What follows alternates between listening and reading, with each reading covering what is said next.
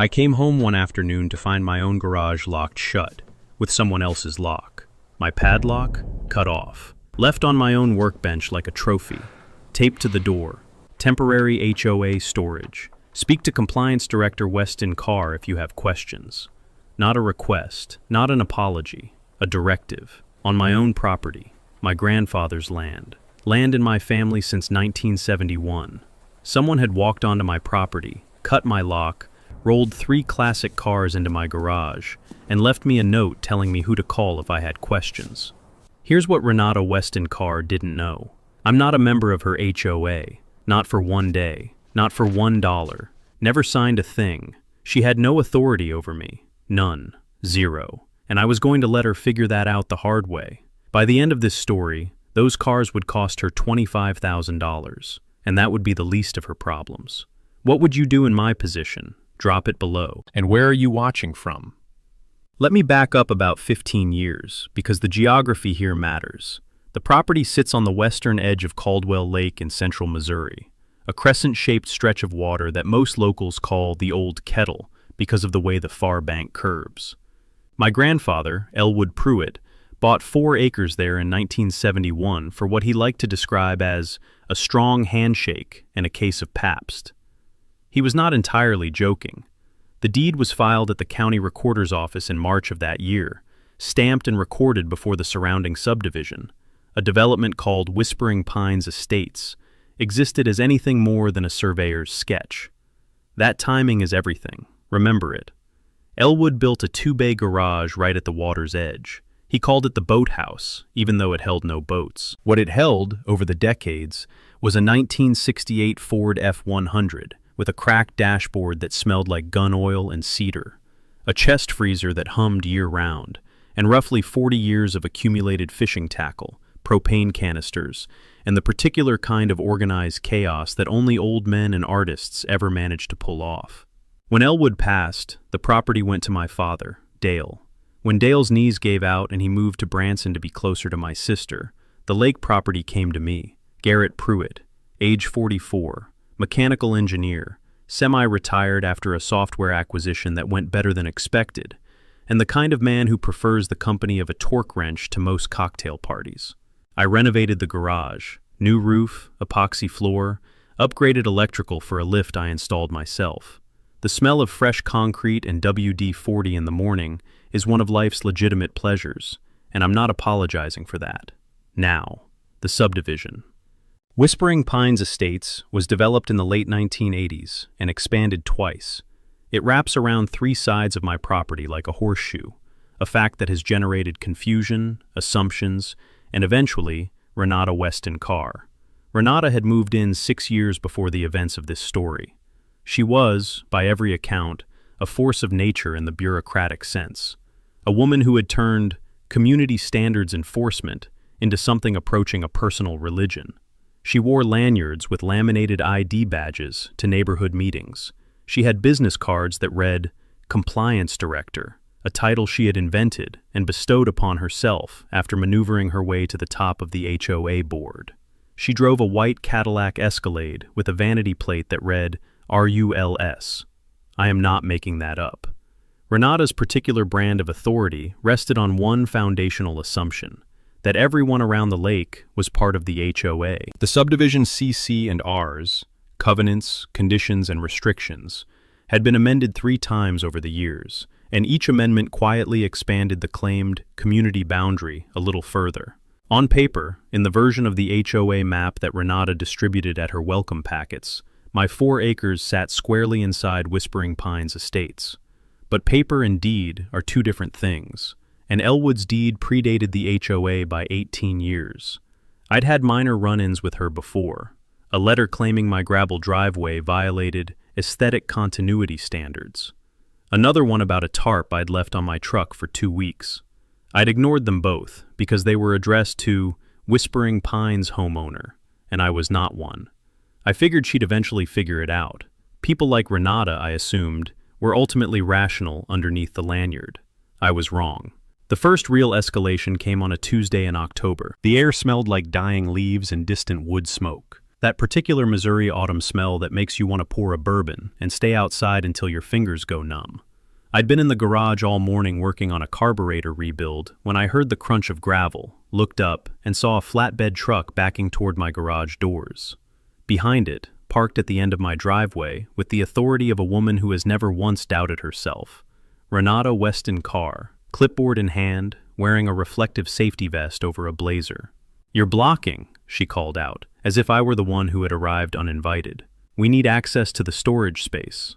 I set down my ratchet. "I'm sorry, whose storage space?" She smiled, the kind of smile that has already rehearsed this conversation. "The HOA has requisitioned this facility for winter vehicle storage. You should have received the notice." She held up a sheet of paper. Compliance Directive 74B, Temporary Seasonal Use of Underutilized Community Structures. I'd never received any notice, because I'm not in the HOA, but Renata wasn't interested in that conversation. Not yet. And that was my first mistake. I let the trucks unload. I let them unload because I was confused. That's the honest answer. When a person arrives with clipboards and vests and official-sounding alphanumeric codes, your brain takes a half-second to triage. Is this real? Is there something I missed? In that half-second, 2 flatbeds worth of classic automobiles rolled through my garage doors. 3 cars total that first day. A 1972 Chevelle SS and a deep burgundy that was genuinely beautiful, I'll admit. A 1965 Mustang Fastback with a bad respray.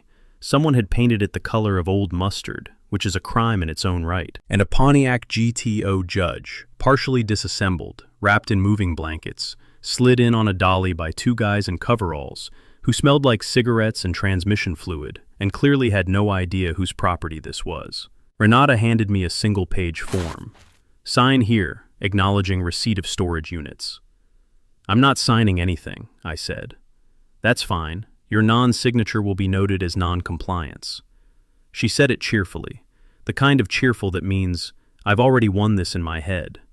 She left before I could articulate what I was actually feeling, which was a slow-building, low-frequency fury, like an engine that's been cold-started in January and needs a few minutes before it'll run clean. I stood in my own garage, which now smelled like 3 strangers' oil pans, and looked at the padlock on my workbench that had, until this morning, been on my door. They had cut it off, left it on my bench like a calling card. Now, here's where most people would call the HOA office and yell, and I understand that impulse. But I've been an engineer long enough to know that yelling is what you do when you don't have a plan yet. So instead of calling, I went inside, made coffee, and started reading. First thing I pulled up, Missouri property law, specifically the statutes around adverse possession and trespass. Here's what most people don't realize. In most U.S. states, if someone stores property on your land without your written permission, even for a short time, they are legally a trespasser, and their property may be subject to a lien for storage fees. Missouri Statute 430.010 covers storage liens. The threshold for establishing a lien is low. You just need to provide written notice of the charge and a reasonable time frame for retrieval. Takeaway. You can charge storage fees for uninvited property left on your land, and if unpaid, those fees become a lien against the stored items. I didn't move on that immediately. Patience is a weapon. I let it sit. The second thing I pulled up was the Whispering Pines HOA's own governing documents, publicly available on the county's website because Missouri requires HOA filings to be recorded. I spent 2 hours with them, and I found something interesting. The CC&Rs define the HOA boundary using the 1989 plat map. My property predated that plat by 18 years and was explicitly carved out as non-HOA land in the original subdivision filing. Non-HOA, black and white, on file at the recorder's office since 1989. I printed it, put it in a folder, made a cup of tea. The kind of satisfaction that comes from finding a structural flaw in someone else's argument is a particular and underrated pleasure. It sits somewhere between cracking a stubborn bolt loose and watching a perfect weld cool. The next morning I called the HOA's official number and asked to speak with someone about a billing matter. The woman who answered, cheerful, clearly not Renata, confirmed that yes, my property was listed in their system as a member parcel. "Can you tell me the date that property was enrolled?" I asked. She put me on hold, came back 2 minutes later. Our records show it was added during the 2019 boundary amendment. Great, I said. Can you email me the documentation showing my consent to that enrollment? Pause. I'd have to check with the compliance director on that. That'd be wonderful. I'll wait for her call. Renata called that same afternoon. Her voice had a different texture than it did in person, slightly clipped, the cheerfulness operating at maybe 70%. Mr. Pruitt, I understand you have some questions about your enrollment. Not really questions, I said, more of a statement. My property predates your HOA by almost 20 years. I was never enrolled with my consent. I'm not a member. So the vehicles in my garage are trespassing. Long pause. The boundary amendment was voted on by the board. Right, your board, which I'm not a member of, because I'm not a member. Did you want to talk about the storage fees I'll be invoicing, or should we start with the trespass complaint? She hung up, and just like that, the game changed. Renata's response to that phone call was to go on offense. This is textbook Karen playbook. When the target pushes back, escalate the paperwork. Within 48 hours, I had received 3 things in my mailbox. A notice of non-compliance citing my gravel driveway, a notice of unauthorized structure modification referencing my garage renovations, and this is the one that made me laugh out loud standing at my own mailbox in the November cold. A community aesthetics violation for the tarp on my fishing boat, which had been inside my garage for 3 months. The letters were dense with HOA jargon. Phrases like community cohesion mandate and shared environmental stewardship zone that sounded official until you read them twice and realized they had the legal weight of a strongly worded diary entry. I photographed all 3, saved them to a folder I labeled Renata's Greatest Hits. But she wasn't done. The next move was a visit. A week after the phone call, I came home to find Renata in my driveway. Not at the door, but around the side of the house, near the garage, with a woman I didn't recognize who was taking photographs. She had a clipboard. Of course she had a clipboard. And she was wearing that reflective vest again over a wool coat, which is a choice. Can I help you? I called from 20 feet away. She turned without a flinch. Annual property inspection. All HOA members are subject to... Stop. I held up a hand. You are on private property. You have not been invited. You do not have authority here because I am not an HOA member, and the woman taking photographs of my garage is committing trespass. The photographer, young, clearly an intern of some kind, holding a phone, looked like she wanted to evaporate. Renata squared her shoulders. The board's legal counsel has reviewed your claim of non-membership and advised us that the 2019 amendment is not binding on me because I never consented to enrollment, I said. That's not my interpretation. That's Missouri HOA law. You can look it up. She looked at her clipboard, the way people look at clipboards when they need a moment. Here's what I knew that she didn't yet. Missouri, like most states, has specific statutes governing HOA boundary expansions. Specifically, Missouri Revised Statutes, Chapter 448, the Uniform Common Interest Ownership Act, requires that existing landowners must affirmatively consent before their property can be incorporated into a new or expanded HOA boundary. A board vote, even a unanimous one, does not constitute consent on behalf of a non-member. Takeaway: an HOA cannot annex your property through a board vote alone. Your written consent is legally required in most states, including Missouri. I hadn't sent any cease and desist yet. Still being patient. Still building the file. You need to leave, I said pleasantly. Both of you. They left. Renata walked to her Escalade with the precise, controlled stride of a woman who is furious and will not show it. The photographer scurried after her. Before Renata closed the car door, I heard her say, quietly but not quietly enough, "He has no idea what this property is worth." Interesting comment. I turned that over in my mind as I walked back inside, the gravel crunching under my boots, the smell of dry leaves mixing with the faint petroleum tang drifting from the garage. What this property is worth. Not what the case is worth. Not what the situation warrants. The property. I started digging into Whispering Pines Estate's financial records. Again, publicly available. Missouri requires HOA annual reports to be filed with the county. What I found, buried in a 3-year-old report, was a line item under long-term capital planning that referenced a lakefront development feasibility study. A lakefront development feasibility study for land that included my 4 acres. Someone had been planning something, and Renata's little car storage operation was starting to look less like a paperwork error and more like a quiet attempt to establish a pattern of HOA control over my property. Establish control, demonstrate authority, build a paper trail of compliance. Then, when the development proposal came to fruition, argue that my property had been functionally part of the HOA for years. This wasn't about cars, it was about the land. I set down my coffee. It had gone cold while I was reading, which I only noticed just then, and felt something shift in my chest. Not anger exactly, something more focused, the way a lens feels when it snaps into focus. Clear, calm, ready. Garrett Pruitt was done being patient. Garrett Pruitt was going to build a trap. Before I built anything, I made 2 calls. The first was to a property rights attorney named Clifton Bauer out of Jefferson City. Clifton had the reputation of being the kind of lawyer who genuinely enjoyed fighting HOAs, not because he was combative by nature, but because, as he explained on our first call, homeowners associations are one of the last places in American civil law where people routinely accept authority they never actually agreed to.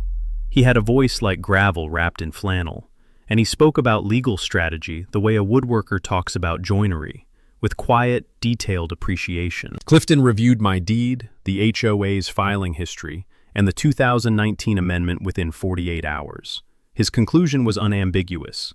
I had never been lawfully enrolled in Whispering Pines Estates. The 2019 amendment was void as applied to my property.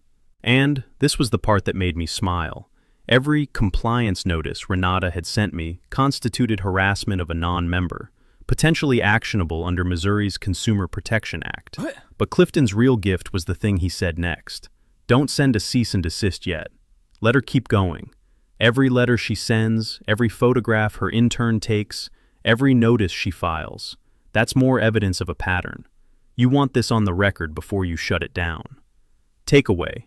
In property disputes, documenting a pattern of harassment before filing a formal complaint significantly strengthens your legal position. I hung up from Clifton and made my second call. To my neighbor across the water, a retired county assessor named Vern Stubblefield. Vern was 71, drove a 1991 Bronco that had been repainted at least 4 times, and knew every piece of land on Caldwell Lake the way some people know Bible verses, by chapter and verse, with context. Renata's development plan, I said when he picked up. A pause. Then, low. So you found it. Vern knew about the feasibility study, had known for 2 years. He told me that a developer named Mercer Capital Group had been quietly buying options on Whispering Pines properties near the waterline. The plan, still unofficial, still in preliminary stages, was to consolidate the lakefront parcels and develop a boutique marina and resort. My 4 acres sat at the exact point of maximum lakefront exposure. Without my land, the project had a gap. With it, they had a mile of continuous waterfront. Renata, it turned out, was on the Mercer Capital Group's informal advisory board. There was a $40,000 consulting retainer on record, also in the public county filings, buried in a business license disclosure. She wasn't just an HOA Karen. She was a Karen with a financial stake.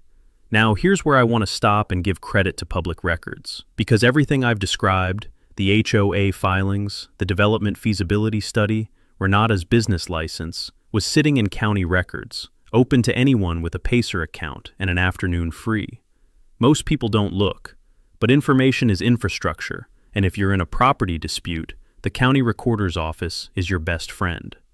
Takeaway: HOA annual reports, business license disclosures, and county land filings are public records, searchable, free, and full of useful surprises. I called Clifton back with what Vern had told me. That changes things considerably, Clifton said, and I could hear him writing. She's not just overstepping as an HOA officer. She may have a fiduciary conflict of interest, using her position to benefit a third party paying her. That opens up potential claims beyond trespass. How much time do I need to build the full picture? Give me 6 weeks, and in the meantime, a pause, the sound of a pen tapping. Let her store the cars. Don't move them. Don't touch them. Just start the meter. The storage lien. Right. That same evening, I typed up a formal letter on paper I printed with a header I made myself. Pruitt Property, Caldwell Lake, Missouri, essentially 1971, and sent it certified mail to the HOA office, Renata's home address, and, for good measure, to the registered owners of each of the 3 vehicles in my garage, whose names I'd pulled from Missouri DMV records using a simple public records request. The letter stated simply, the vehicles were stored on private property without consent. The storage fee was $75 per vehicle per day. Invoices would be issued weekly. Unpaid balances would result in a lien filing per Missouri Statute 430.010. I did the math. 3 cars, $75 each, $225 a day, 6 weeks at Clifton's request. That was $9,450 before I even got to court. I sealed the envelopes. The garage outside smelled faintly of the Chevelle's exhaust. Someone had run the engine recently, in my garage, without asking, and I felt that quiet, lens-snapping clarity again. Let her store the cars. Let the meter run. The thing about a well-laid trap is that you don't spring it too early. You wait until the trap is interesting enough to be worth springing.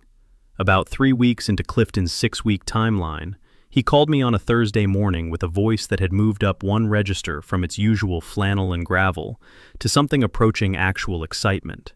"Garrett, I need you to sit down." I was already sitting at my kitchen table, looking at the lake. The water was steel gray and flat, the way it gets in December. "The Chevelle," Clifton said, "the burgundy one. What about it?" I ran the VIN. It's registered to Renata Weston Carr personally. I let that land. She stored her own car in my garage. One of 3. The Mustang belongs to her brother-in-law.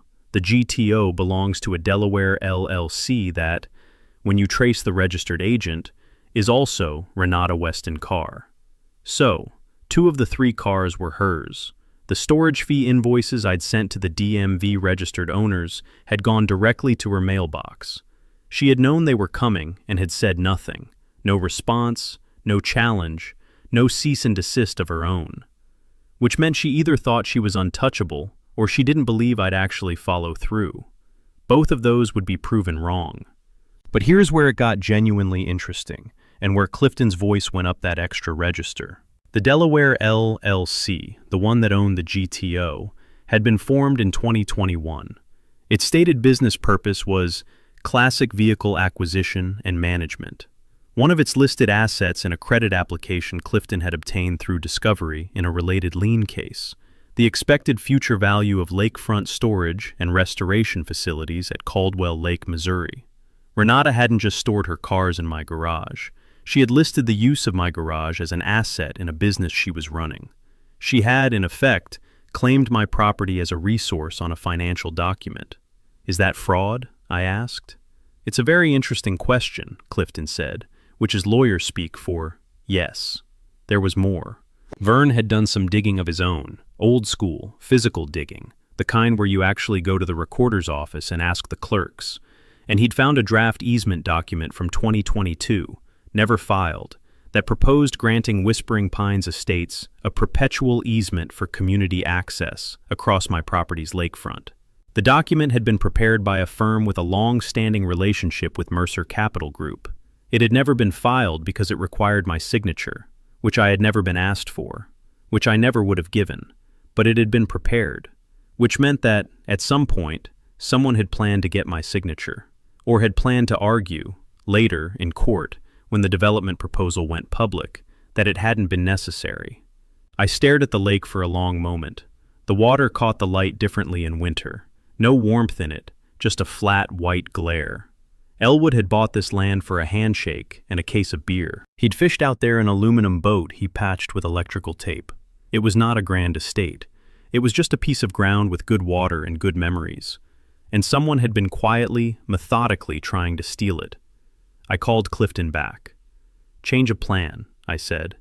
"I don't want to just win. I want this to be a lesson." "Define lesson," he said. "Public, documented, final." A pause. Then, "I'll start drafting." The next 3 weeks were some of the most productive of my life. I'm an engineer by training and temperament, which means when I decide to solve a problem, I solve it with systems.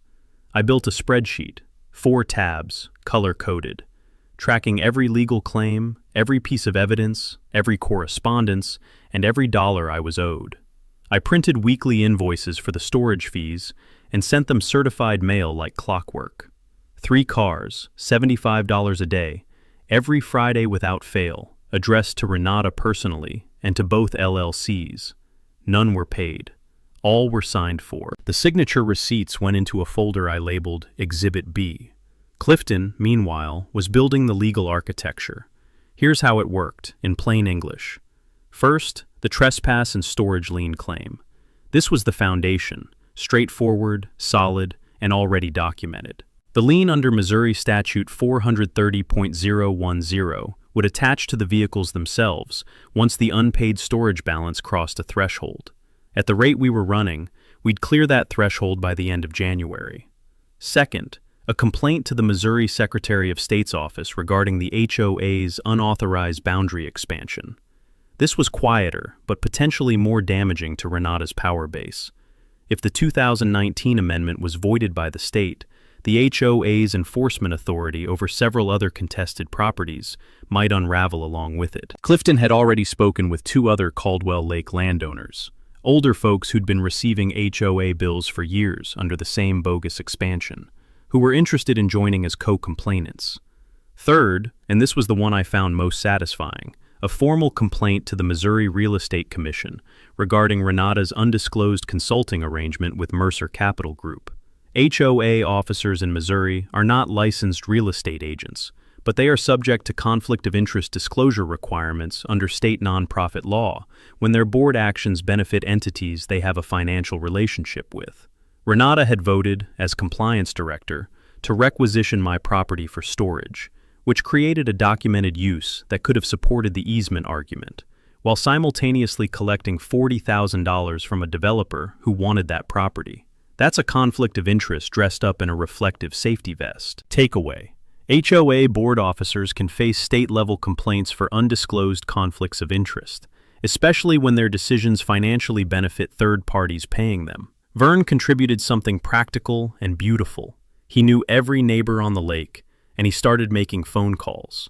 Not angry calls, neighborly ones. Did you know there's a developer eyeing the lakefront? Did you know your HOA dues might be subsidizing a feasibility study you never approved? Within 2 weeks, Vern had assembled a loose coalition of 14 property owners, some HOA members, some not, who were, at varying levels of intensity, paying attention. And then there was the physical element. I rehung my original door on the garage. New hinges, new frame, solid core.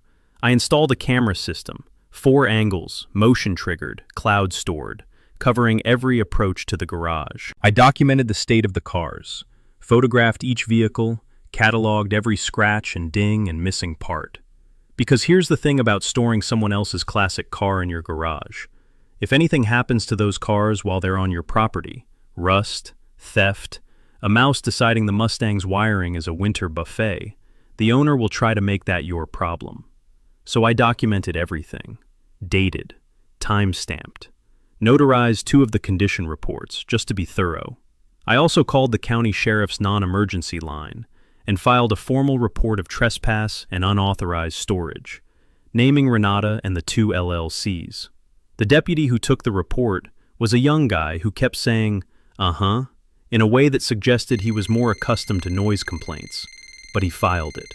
Another piece of paper. Another exhibit. The final piece was a conversation with a local journalist named Delphine Marsh, who wrote a weekly column for the regional paper called Your Property, Your Rights. Delphine had already been following Whispering Pines Estates from a distance.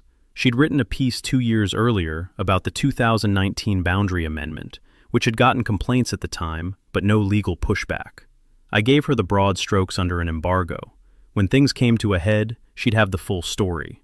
Delphine listened, took notes, asked 2 sharp questions, then said, "When are you planning the public moment?" I told her the date. "I'll be there," she said. The garage by this point had taken on the slightly surreal quality of a museum exhibit.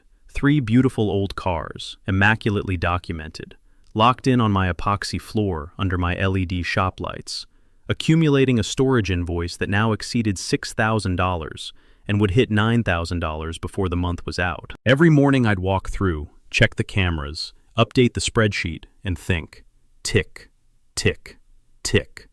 Outside, December had sharpened into the kind of cold that smells like iron and makes the lake go still as a mirror.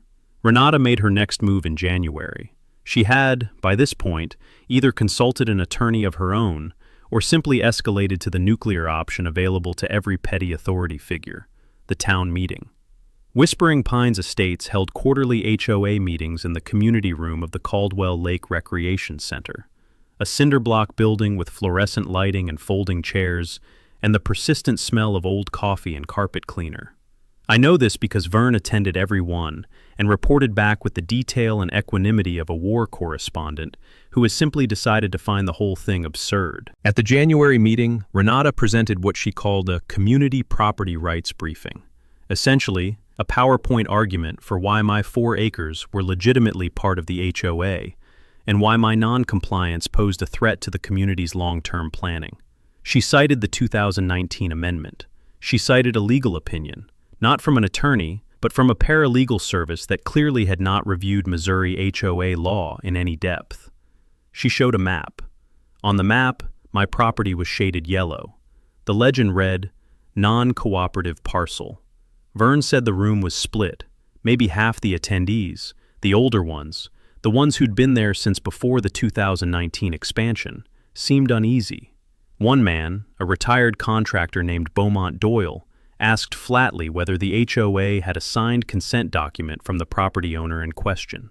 Renata said the board's vote constituted community consent. Beaumont said that wasn't an answer.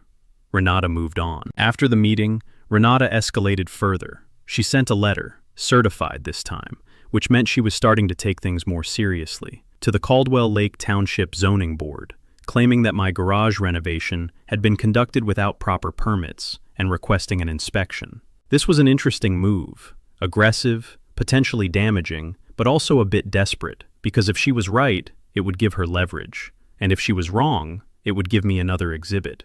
I pulled my building permits. I had them, all of them. Electrical, structural, the lift installation, the roof replacement, filed with the county, approved, inspected, closed out. My father had taught me, when you do work on a property, you do it right and you file the paper. I'd internalized that lesson about as deeply as a person can. I sent copies to the zoning board before they even scheduled an inspection. Attached a cover letter from Clifton, noting that the complaint appeared to be retaliatory in nature, given the active property dispute, and requesting that the zoning board note its receipt in their official records. The inspection was scheduled and conducted. The inspector, a laconic, sunburned man named Cecil, who had clearly been doing this job for 30 years, spent about 20 minutes in the garage, checked the permits against the work, said everything looks fine, and left. His report, which I obtained a copy of, contained one notable line. Inspection initiated by third-party complaint. No violations found. Another exhibit. Thank you, Renata. But the smear campaign was just getting started. Sometime in late January, a post appeared on the Whispering Pines Estates Facebook group. A closed group, but Vern was a member, claiming without specifics that a non-cooperative property owner on the lake was interfering with community resources and may be in violation of multiple county ordinances. The post was anonymous. The account had been created 3 days earlier. Vern screenshotted it and sent it to me with one message: "She's scared." He was right. This kind of noise, the anonymous post, the zoning board complaint, the PowerPoint presentation, is what you do when your real leverage is gone, but you haven't accepted it yet. Renata was running out of substantive moves, so she was generating the appearance of momentum. Meanwhile, the storage fee invoice I'd sent that week read $8,175. Past due. No response. I printed it, put it in the folder with the others, and went back to work. One thing I'll say for Renata, she had genuinely nice taste in cars. That Chevelle, even under fluorescent shop lights in the middle of a Missouri winter, was a beautiful piece of machinery. I caught myself, once or twice, just standing and looking at it. There's something honest about a car from that era. Every component visible, purposeful, nothing hiding behind a plastic panel. It's a shame about the owner. The GTO,